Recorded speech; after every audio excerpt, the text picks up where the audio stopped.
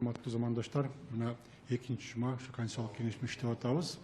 Азыр эми баягы иш регламент боюнча кетип атат. Анткени 1-4 күндөрү биз пленардык жалпы чогулушка чогулабыз дагы, калган күндөрү болсо секцияларда иштеп атабыз. Мына секциянын баштары биздин катарыбызда турат. Эми иштөө тартыбы баягыдай эле мына бул жумадагы өзгөчөлүгү, артыкчылыгы, өзгөчөлүгү ушундай болуп калды. Биз бул жумада биз сырттан келген биздин өзүбүздүн бизге кайрылган адамдарды кабыл алдык. Алардын сунуштарын биз окуп чыктык. Айрымдарына биз дагы пленардык чогулушта болобу, секциялык чогулушта болобу, ошолорго сүйлөгөнгө сөз бердик. Ошондой убакыт бердик, анткени биз коомдук орган болуп атпайбыз, ушундай иштеп атабыз. Эми бүгүнкү күндөгү өтө чоң катуу талкууга түшкөн маселелер эң биринчи бул эл бийлиги. Эл бийлигинин орнотуунун жолдору, шайлоо кандай болот, ошо эл бийлигинин өкүлдүк органдары, мамлекеттин катарында составында иштеген же болбосо жергиликтүү өзүн өзү башкаруу, анан курултай маселеси боюнча ушул өкүлдүк органдардын биз маселесин карап чыктык.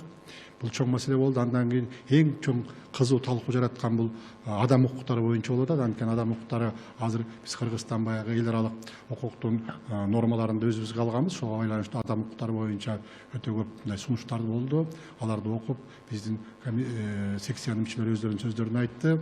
Анан эми бизде баягы конституциялык түзүлүштүн негиздери деген бар. Ошонун негиздеринин 3 негиздин долбоордун 3 негизи турат да. Биринчи саясий негизи, экинчи социалдык экономикалык негизи, анан маданий, руханий негизи боюнча ушундай сөздөр болду дагы. Ошол негиздерди кантип биз көтөрүп чыгабыз, ошого ылайыктуу кандай мамлекеттик, коомдук органдар иштеш керек деген маселелерди коюп атабыз. Анан эми бизде азыркы бул баш мыйзамдын негизги концепциясы боюнча биз президенттик башкарууга өтүп аткандан кийин 403 секциянын иши кызуу талкуу жаратып атат. Ошол жерде ошо ар кандай мына секциянын баштары өздөрү айтып берет. Ошол жерде баягы бийликтин бутактары кандай болот, алардын макамы кандай болот, кандай функция аткарат, кандай ыйгарым укукка ээ болот. Анан эң негизгиси ошолордун жоопкерчилиги боюнча маселелерди биз көтөрүп атабыз. Ушул маселелердин тегерегинде иштеп атабыз. Рахмат. Болот Томошевич. Рахмат, урматтуу телегөрүүчүлөр, саламатсыздарбы? Биздин секциядагы абдан мындай жигердүү, анан активдүү өтүп атат. Анткени биздин секциядагы мен бир тамашалап коем, ошо бийлик бөлүү теориясынын негизинде бийлик бөлүп атат деп коюшат элдер. Негизи күнүгө 10-15 киши келет.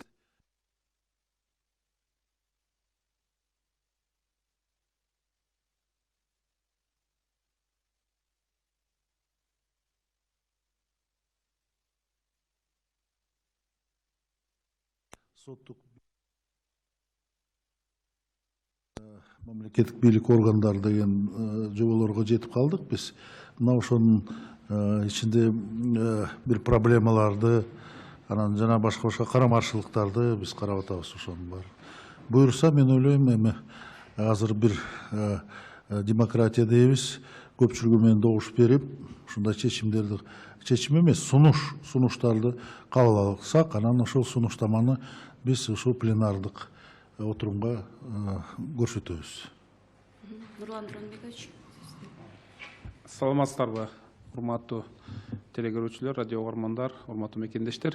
Бир эле кечкирээк ушу адам укуктары жана эркиндиктери секциясына бизге көптөгөн жарандардан, коомдук уюмдардан, саясий партиялардан сунуштар, кайрылуулар келип түшүп атат. Биз ар бир сунушту, кайрылууну терең карап чыгып, талаштуу маселелерди тиешелүү мамлекеттик органдардын адистерин чакырып, анан мындай бир талаш тартыш добуш берүү жолу менен мындай тиги ошол сунушту боюнча өзүбүздүн чечимибизди кабыл алып атабыз. Бир эле кечкирээк мына социалдык укуктар боюнча, адамдардын социалдык укуктарын коргоо боюнча абдан көп, өзгөчө көп сунуштар түшүп атат башка укуктарга салыштырмалуу. Мына мисалы бизде бир жарандын сунушу менен көпкө талкуулап биз мындай бир укуктук ченемди сунуш кылдык. Кыргыз Республикасында пенсиялардын жана чөлөк пулдардын өлчөмү жашоо минимумуна тең келет депчи. Анан албетте бул норманы ишке ашырыш өтө татаал. Мына өзүңүздөр билесиздер, кечээ соцфонддо айтылды.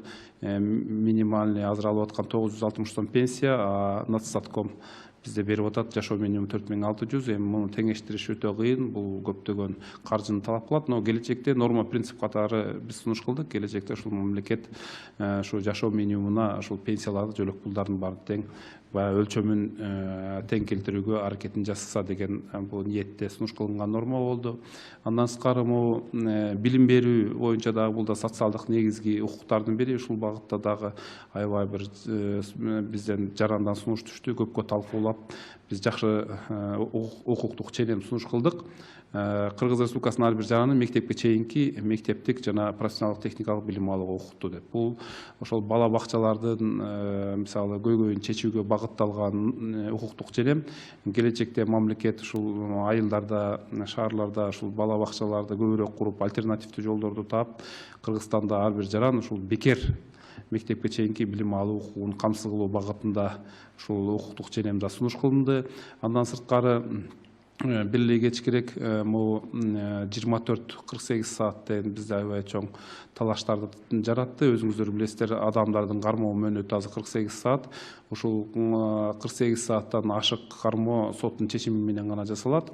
Анан ушул сунуш түштү, 48 саат эмес 24 саатка түшүрсөк деп биз ушул ички иштер министрлигинен, башка укук коргоо органдарынан тергөөчүлөрдү, адистерди чакырып көпкө кеңешип бир 3 күн талаш тартыш жүрдү. Анын аягында биз чечимге келдик. Азыркы иштеп аткан норма 48 саат деген норманы ушул азыркы убакытта туура болот деген мындай бир чечимге келдик. Анан ушул норманы сунуш кылдык. Хотелось бы вкратце на русском. Очень много поступает от граждан и общественных объединений предложений. И хотелось бы отметить, в особенности очень много вопросов, касающихся социальных проблем, касающихся защиты прав, социальных прав граждан. В частности, это касается обеспечения жилищного фонда, обеспечения садиками и так далее. В частности, вот поступило предложение от гражданина по вопросу дошкольных учреждений, и мы закрепили и предложили такую норму.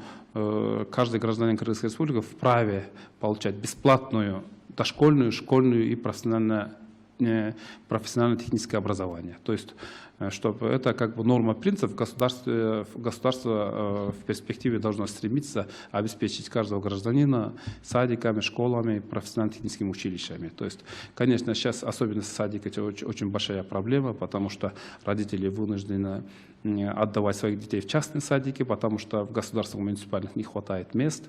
А если у кого нет финансовых возможностей, вынуждены оставлять детей дома. Поэтому это очень такая большая социальная проблема. И мы предложили данную норму принцип, которая, мы думаем, в перспективе поможет решить данную социальную проблему. Кроме того, к нам обратился гражданин по проблемам погребения граждан. К сожалению, это тоже в настоящее время очень актуальная проблема. И нами была предложена такая интересная норма, что каждый гражданин Кыргызской Республики имеет право на погребение, а вот процедуру, правила и порядок погребения определяется законом. И в перспективе мы надеемся, что парламент, например, примет закон, регулирующий вопросы погребения, потому что это связано с большими культурными проблемами, особенности с предоставлением земли органам местного самоуправления для погребения.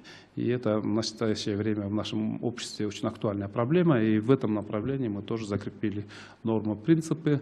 И также мы хотели бы отметить, также очень поднималась большая социальная проблема,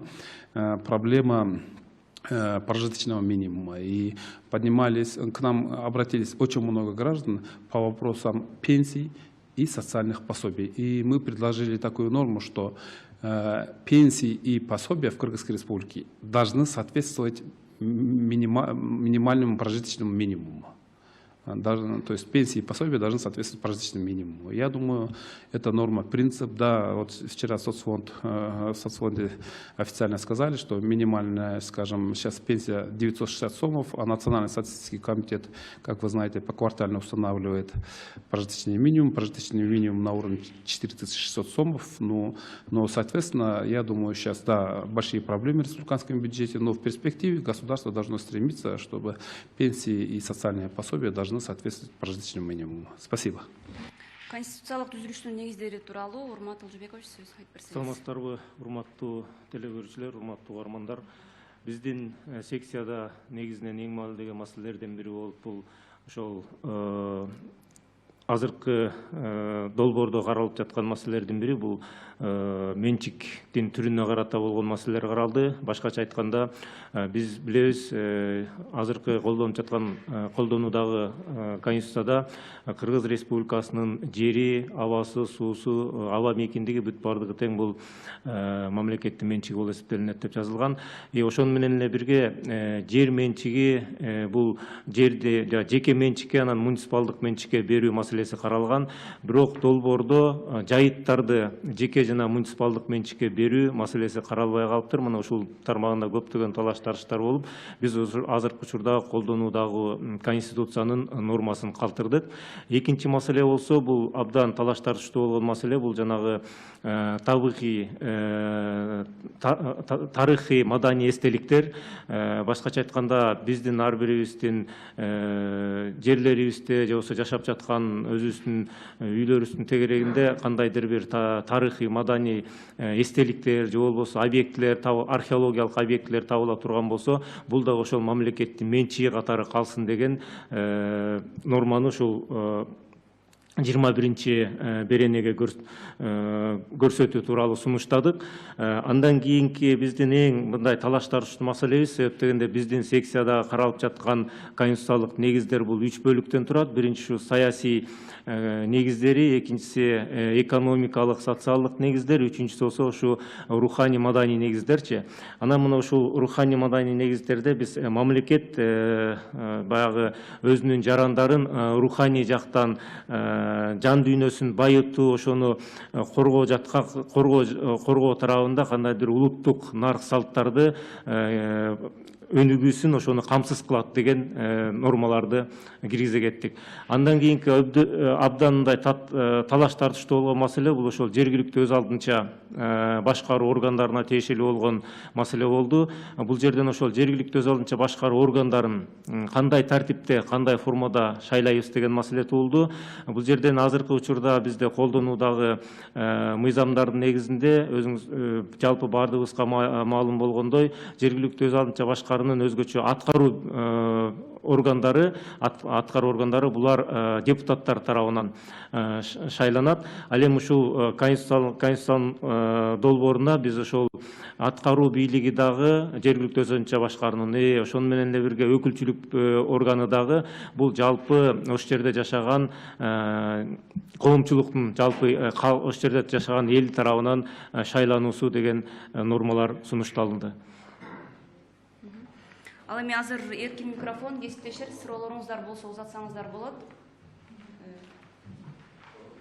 Кимде суроо бар?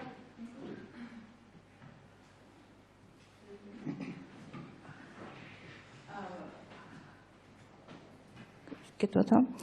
Мен мындай суроо берет да, жанагы эми өткөндө 7-чи каналга Садыр Жапаров чыгып анан айтпады. Ошол ушуну сиздер кандай чечип атасыздар, кандай деңгээлге келип калды? Мисалы, президенттен кийин премьер-министр деп атайбызбы же вице деп атайбызбы? Ушул боюнча талаштар аябай көп болбоду? Азыр деле болуп атат. Ушул боюнча кандай деңгээлге келип калдыңыздар? Муну аталыш кандай болот? Экинчи, жана орус тили маселе бул биздин ичибиздеги эле республиканын ичиндеги маселе эмес, бул сырткада чыга турган бул абдан эң чоң маселе болуп атат. Өзүңүздөр билесиздер, улуу держава менен биз Россия менен карып катнашыбыз, анан 1,5 миллион жарандарыбыз жүрөт. Шу боюнча дагы эки маселе боюнча айтып кетсеңиздер, рахмат. Сурооңузга чоң рахмат. Өзү логика боюнча, раз президенттик башкаруу форма болуп аткандан кийин бизге мамлекетке анда президент аткаруу бийликти башкарат деген нерсе бар да. Аткаруу бийликке министрлерден, башкача айтканда өкмөттөн тышкары дагы жергиликтүү органдар кирет. Андан тышкары дагы башка бийлик органдары дагы кирет. Мына ошол институттарды карап көрсөк, Биз ойлоп атабыз. Раз президент өзүнө жоопкерчилик алган соң, ошон үчүн президент аткаруу бийликтин башчысы болуп туруп, а өкмөт болсо, өкмөт деген бул өзүнчө министрлердин тобу да, коллегиалдык орган. Алар болсо өкмөт башчысы бар болот, бирок аткаруу бийликтин жоопкерчилигин өзүнө президент алат. Мына ошон үчүн биз ушул ар кандай деп сунуштар болгон, мына премьерди калтыралык депчи, премьер-министр өзүңүздөр көрдүңүз го, 30 жылдын ичинде канча 30тан ашык премьерлер кетти деп атышпайбы неметип алып. Эмне үчүн дегенде жоопкерчиликтин баарын түртүп салчу да премьерге. Анан эми азыр өкмөт башчы деп биз мындай кат мен осторожно мындай неметип атабыз, орусча айткандай караштырып атабыз, өкмөт башчы деп. Бирок дагы бир жолу кайталай кетейин. Аткаруу бийликтин жоопкерчиликтүү ролун аткарат президент. Президент ошону түздөн түз 5 пункту немеси беренеси бар эле, 6 пунктка биз кошуп койдук персоналдык жоопкерчилигин президенттин. Рахмат. Өкмөт башчы деп атабыз биз аны. Өкмөт башчы бойдон калып атат азыркы күнү ушундай. Орус тилинин макамы боюнча айтып кете турган болсок, биз ошол 15 долбоордун 15 беренесинде көрсөтүлгөн бул орус тил макамы бул азыркы колдонуудагы конституцияда эле бул расмий тил катары биздин мамлекетте колдонулмак. Эми биз орус тили бул биздин тарыхыбыз менен абдан тыгыз байланыштуу. Ошон үчүн буну биз кандай колдонууда конституция кандай болсо, ошондой норма менен калтырдык. Башкача айтканда, орус тили бул расмий тил болуп эсептелинет. Мен кечинде жогорку кеңештин сессиясына катыштым да. Ошондо мурдакы Курманбек Зулуштун өтпөй калган мыйзамын Акылбек Жапаров көтөрүп чыкты да. 10 январда президенттик шайлоо менен кошо кыргыз эли тандап алыш керек: президенттик башкаруу же парламенттик башкаруу. Эгерде ушул мыйзам долбоору тез аранын ичинде жакында кабыл алынып, президенттин милдетин аткаруучу Мамытов кол койсо, демек конституциялык кеңешме тарайт деген сөз болуп атат да. Анткени президентке эл өзү тандаш керек: президенттик башкаруу же парламенттик башкаруу. Эгерде эл тандоого кое турган 10 январга чейин, значит сиздердин иштеңиздер болбойт. Буга кандай карайсыздар? Буга мен жооп берейин. Конституциялык кеңешменин төрагасы катары бизде өзүңүздөр билесиздер, 20 ноябрда ошо президенттин милдетин аткаруучу Талант Мамытовдун жарлыгы чыккан. Ошондо ошо биздин астыбызга ушундай милдет коюлган. Ушу азыркы долбоордун, баш мыйзамдын долбоорун иштеп чыгуу боюнча милдет коюлгандагы, ал жерде иштеген иш башталганын убагы көрсөтүлгөн 20 ноябрдан баштап деп. Ал эми качан бүтөөрү көрсөтүлгөн эмес. Бул маселе көтөрүлүп атат, бирок биз иштей беребиз деп ойлойм да менчи. Иштей беребиз, анткени баягы бул баш мыйзамдын милдети жалгыз эле башкаруунун формасын аныктап койгондон жатпайт. Баш мыйзамда дагы көп маселелер бар. Мисалы үчүн баш мыйзамдын негизин түзгөн бул эл бийлиги. Баш мыйзамдын негизин түзгөн бул адам укугу. Ошон үчүн анан калгандагы баягы башка маселелер бар да. Мисалы үчүн жергиликтүү өзүн өзү башкаруу, бийликтин жоопкерчилиги. Ошон үчүн бул маселени биз да угуп атабыз, көрүп атабыз, бирок эч кандай азыр жогору жактан токтотуп коюшуңар деген сөз чыга элек. Биз иштеп атабыз, биз да сурадык, иштей бергиле деди. Анткени бул мыйзамдын жалпы концепциясы боюнча мындай мыйзамдын долбоору бизге керек. Бул бир жак. Экинчи жагы, жанагы референдум өтпөй качан болот билбейм. Эгерде ошо референдум кабыл алса, анда азыркы баш мыйзам иштей берет. Эгерде парламенттик башкаруу калып калсын десечи. Анан бул жерде сиз абдан жакшы суроо бердиңиз. Азыр коомчулукта ушундай сөз болуп атпайбы? Азыркы тиги баш мыйзамды, азыркы иштеп аткан конституцияны өзгөртүп атат депчи. Биз аны өзгөрткөн жерибиз жок. Биз жаңы баш мыйзам жазып атабыз. Ошон үчүн жанагы ушуну өзгөртүп атыптыр, ушуга каршы турабыз деген биздин жарандарга мен айтып коюп элем, эч кандай чочулабаңыздар. Ошол баш мыйзам 2010 жылга алган, ошол бойдон турат. Бул ошого альтернатива катары гана киргизилип иштелип атат. Рахмат. Эгерде 10 январда биздин жарандар көбүрөөк парламенттик башкаруу деген 50% өтүп кетсе, анда буга парламенттик башкарууда конституция барбы? Мындай талкуулоого. Абдан жакшы суроо. Мен билбейт экенмин, кайсы жерде балким даярдалып атса керек да. Анткени Кыргызстандын ар бир жараны өзүнүн оюн эркин билдиргенге, жазганга, анан мыйзамдарды талкуулогонго, чечим кабыл алганга укугу бар да. Ал эми азыркы баш мыйзам менин билишиме караганда, мына өзүңөр да билесиңер, ошо парламенттик башкарууга ылайыкталган баш мыйзам деп атпайбы 2010-жылы. Ошол баш мыйзам кала берет. Эгерде ошо баш мыйзамды дагы туура азыркы иштеп аткан баш мыйзамдын жетишпеген жактары көп. Аны азыр өзлөрү деле билип калышты, биз да билип калдык. Кептин башы ошондон чыгып атат да. Биз баягы кыларык ишибиз жок, жөн эле отура калып эле жазып анан тиги өтө төмөн сөздөр болуп аткан жери жок да. Ошон үчүн бул азыркы баш мыйзамдын жетишпеген жактары. Эгерде сиз айткандай ошол эл 10 январда бизге парламенттик эле башкаруу керек экен, ушун менен эле жакшы жашап кетет экенбиз десе, ушундай чечим чыкса, анда азыркы баш мыйзамда жаңыртыш керек. Мында көп жетишпеген жактары бар. Аны биз айтып келатабыз. Ошон үчүн кандай гана мыйзам долбоору кабыл албасын, кабыл албайлык элдин чечими менен. Ошолор мыйзам деген эл үчүн иштеш керек да, эл үчүн иштеш керек. Ал эми баш мыйзамдагы башкаруунун формасы, ал баш мыйзамдын ичиндеги көп маселелердин бирөө гана.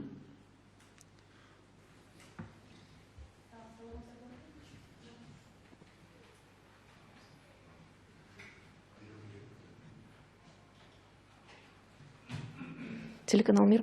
Подскажите, пожалуйста, вот в прошлый раз говорили, что обсуждается вопрос по поводу Курултая, да, его состав, как он будет избираться, его статус.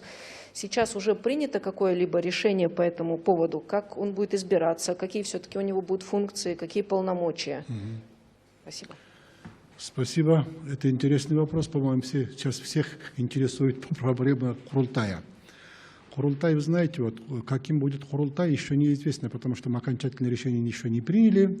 По поводу Курултая есть разные мнения, противоположные мнения есть. Вот этот вопрос в данное время мы обсуждаем на секциях, на секции конкретно. Вот, но почему-то журналисты вот поднимают проблему Курултая, постоянно поднимают. Мы наравне с Курултаем еще другие вопросы обсуждаем. Ну, наверное, вот в ближайшее время это первая секция, да, да, это первая секция, они примут окончательно, ну, или свои решения они примут, они должны сказать свое слово по отношению к Курултаю.